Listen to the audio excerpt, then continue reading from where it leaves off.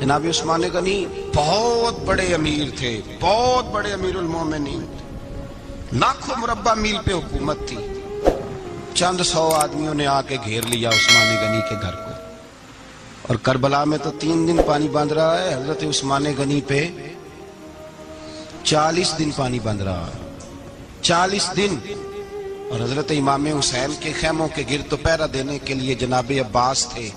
اور میں تاریخ کے سارے معتبر حوالے عرض کر سکتا ہوں کہ جب حضرت عثمان غنی کو خطرہ ہوا تو مولا علی شیر خدا نے امام حسن اور حسین کو تلواریں پکڑائیں اور فرمایا دروازے کے آگے کھڑے ہو جاؤ، کوئی بدبخت تمہارے خالو عثمان غنی کے دروازے تک جانے نہ پائے۔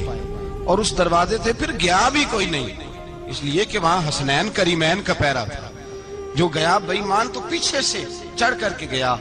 حضرت عثمان غنی لاکھوں مربع میل کا حکمران، یہاں جس کے پاس چند ووٹ ہوں وہ دندناتا پھرتا ہے، جس کے پاس 4 باڈی گارڈ ہوں اس کی بات وہ کرتا ہے تو ہوا میں۔ حضرت عثمان غنی کے پاس ہزاروں کی فوج ہے، چند 100 لوگوں نے آپ کے گھر کو گھیر لیا، شہید کرنا چاہتے ہیں۔ جناب عثمان غنی رضی اللہ تعالیٰ عنہ کے پاس حضرت علی رضی اللہ تعالیٰ عنہ، کئی اور لوگ گئے۔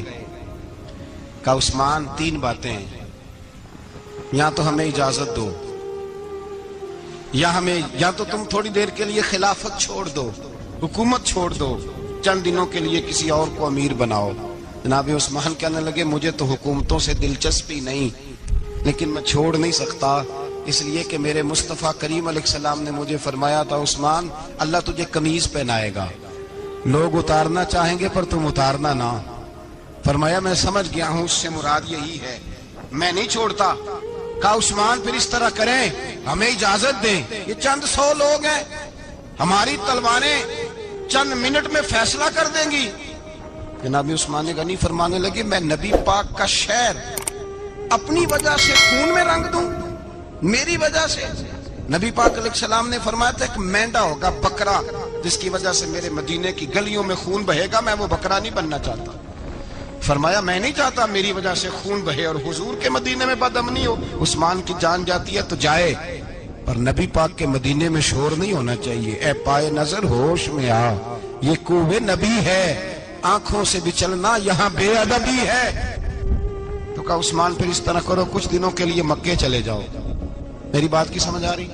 کچھ دنوں کے لیے مکے چلے جاؤ۔ تو جناب عثمان نے داڑھی پکڑ لی، کہنے لگے دیکھ رہے ہو ساری سفید ہو گئی ہے، میں نبی پاک کا شہر چھوڑ کے نہیں جانا چاہتا، میں رسول اللہ کے مدینے میں مرنا چاہتا ہوں، میں نہیں چھوڑوں گا حضور کا شہر۔ یہ انداز ہے جناب عثمان غنی۔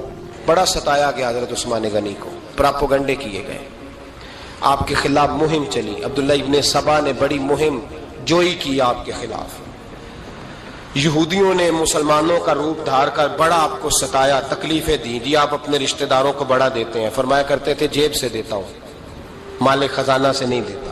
حضرت عثمان غنی رضی اللہ تعالیٰ عنہ کو بڑا ستایا گیا۔